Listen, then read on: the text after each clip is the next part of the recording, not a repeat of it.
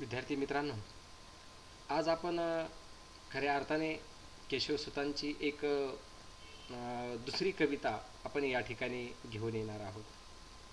काव्यात्मक साहित्यामध्ये केशवसुतांची असणारी ही चौथी कविता. कविता आणि कवी यामध्ये केशवसुतांनी कविता कशी असावी किंवा कविता कशी नसावी, किंवा एखादा जो व्यक्ती कोणी कविता करत असेल तर त्याला बाकीचे लोक खूप सल्ला देत असतात. त्या संदर्भात रोखठोक प्रश्न केशवसुतांनी वाचकाला केलेला आहे. एक सौंदर्यवादाचा पुरस्कार करणारे कवी, समता, स्वातंत्र्य, बंधुता आणि तुतारी सारखी कविता घेऊन येणारे केशवसूत आपल्या कवितेमधून तत्कालीन समाज व्यवस्थेमध्ये किती परखड सवाल विचारतात हे या कवितेमधून आपल्याला दिसून येतं. पाहूया केशवसूतांची कविता आणि कवी. काय म्हणतात केशवसूत? अशी असावी कविता फिरून, तशी नसावी कविता म्हणून. सांगावया कोण तुम्ही कवीला, आहात मोठे पुसतो तुम्हाला. इवा तसा तो युवतीस मोहे, तसा कवी हा कवितीस पाहे. तिला तसा तो करीतो विनंती, तसा हिला हा करीतो सुव्रती. लाडी गुडी चालव लाड किसी, अशा तऱ्हेने जरी हे इव्यांसी. कोणी नसे सांगत थोर गौरवे, का ते तुम्ही सांगता कवी सवे. करुनिया काव्ये जनात आणणे, न मुख्य हा हेतू तदिया मी म्हणे. करुणी ते दंग मनात गुंगणे, तदिया हा सुंदर हेतू मी म्हणे. सभारुची पाहुनी अल्प फार, रंग नटी नाचावी सूत्रधार. त्याचे तयाला सुख काय होय, ते लोक निनांदा भयही शिवाय. नटी परी त्या कविता तयाची, जनस्तुती जी हृदय याची. फडीक तिचे परिसून बोल, तुम्ही कितीसे भुलूनी डुलाल. स्वभाव भूविष्टे जिच्यात माधुरी, अशी तुम्हाला कविता रुचे जरी. कवीस सोडा कविते बरोबर, न जाच वाटसे तयाची आजरी. तयाची हो खिडकीची उगे, खाली तुम्ही जाऊनी हो रहा उभे. जिच्या तयाच्या मग गोड लीला, ऐकुनी पावल तुम्ही मुलाला. मित्रांनो, कविता आणि कवी ही केशवसुतांची असणारी 8 कडव्यांची ही कविता आहे. या कवितेमध्ये जे वाचक जो सल्ला देतात कवीला, त्याचं सुंदर विवेचन या ठिकाणी परखड शब्दामध्ये केशवसूत यांनी केलेलं आहे. केशवसूत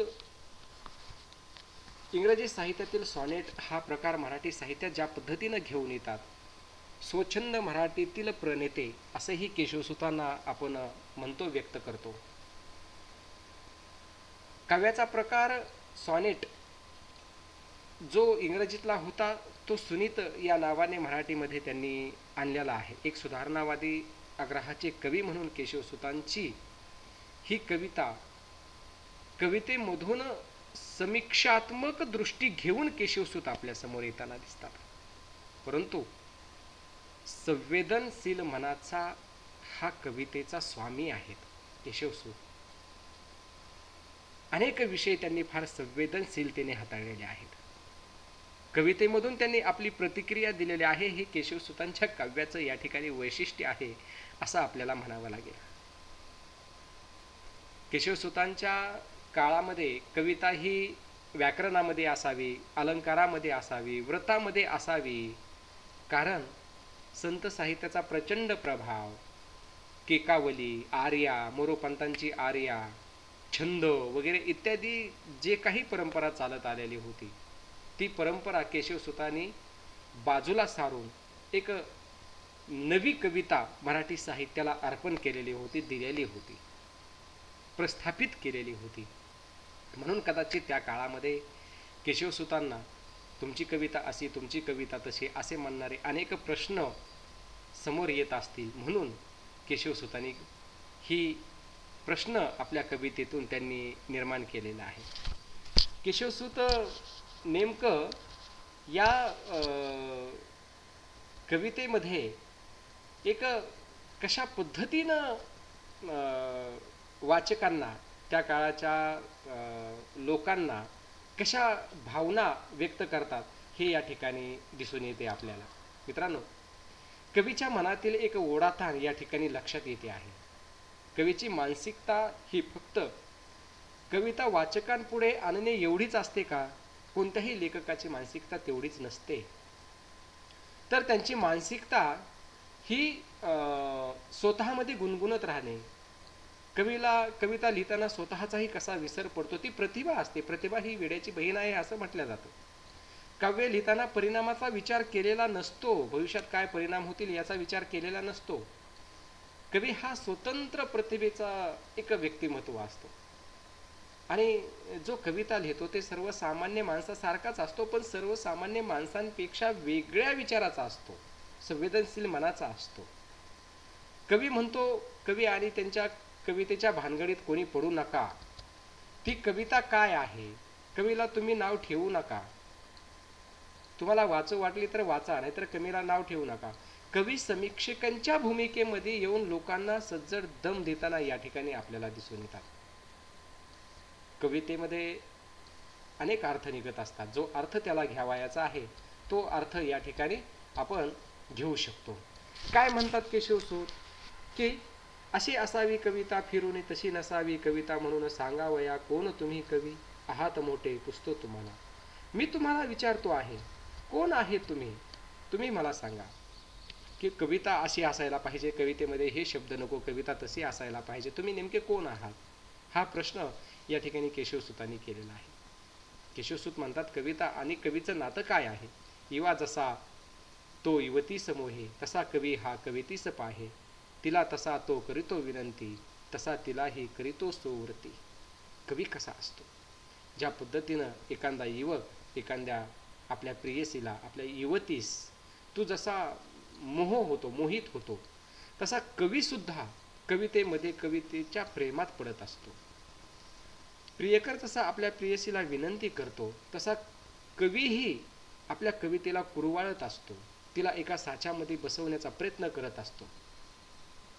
लाडी गुडी चालव लाडी किसी, अशा तऱ्हेने जरी हे युव्यांसी, कोण नसे सांगत थोर गौरवे, का ते तुम्ही सांगता कवी सवे. प्रियकर जसा आपल्या लाडकीशी, आपल्या प्रियसीशी जसा तिला लाडीगुडी लावत असतो, अशा तऱ्हेने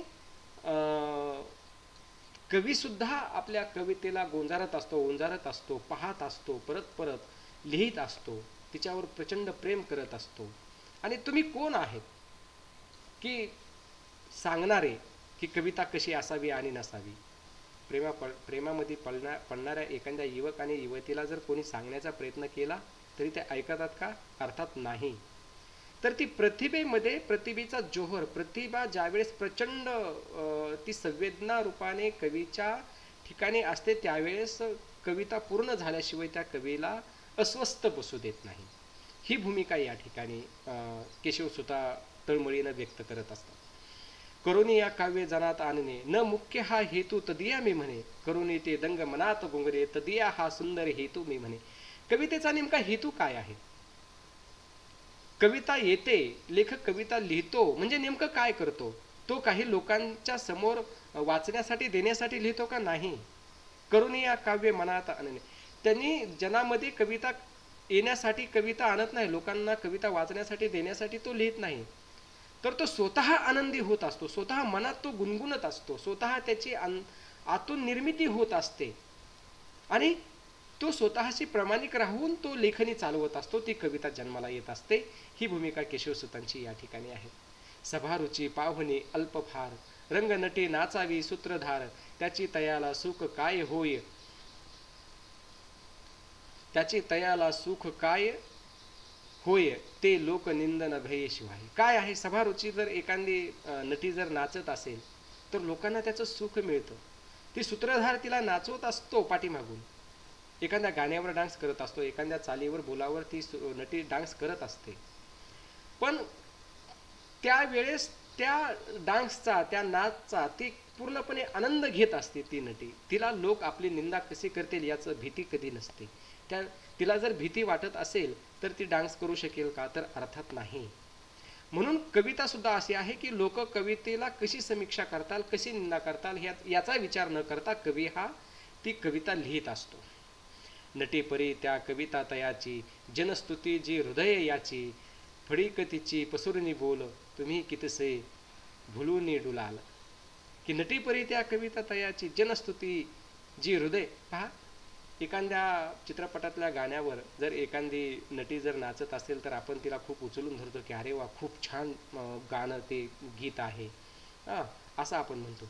पण ते लिहिणारा दुसराच असतो आणि त्याच्यावर ती नटी नाचत असते. ते सूत्रधार दुसरा असतो. नाचणं फक्त त्या एखाद्या नटीचं काम असतं, पण त्याचा सूत्रधार कोणीतरी त्या कवितेचा जन्म देणारा असतो. त्या कवितेमुळे त्या नटीला अजरामरत्व प्राप्त होत असते. ही ती कवितेची ताकद आहे. म्हणून पुढं एका ठिकाणी कवी म्हणतो की स्वभाव भूविष्ट जिच्यात माधुरी, तुम्ही अशी तुम्हाला कविता रुचे जरी, कवीस सोडा कविते बरोबरी, न जाच वाटेस तयाची या तरी. तुम्ही कवितेच्या वाटेत जाऊ नका. कवीला त्या कवी बरोबर सोडून द्या. तुम्हाला त्यातून काय घ्यायचं आहे ते तुम्ही घ्या, पण त्याला नावं ठेवू नका. तयाची या हो खिडकीची या उघे, खाली तुम्ही जाऊनी हो रहा उभे, तिच्या तयाची मग गोड लीला ऐकूनी पावलं तुम्ही मुदला. अशा ह्या गोड लीला तुम्ही ऐकून नक्कीच मंत्रमुग्ध व्हाल. तिला त्या कवितेजवळ सोडून द्या. त्याच्याजवळ तुम्ही काहीही प्रश्न करू नका. म्हणजे कवितेच्या वाट्याला तुम्ही जाऊ नका. कवितेमधून जो तुम्हाला अर्थ घ्यायचा आहे ते तुम्ही घ्या.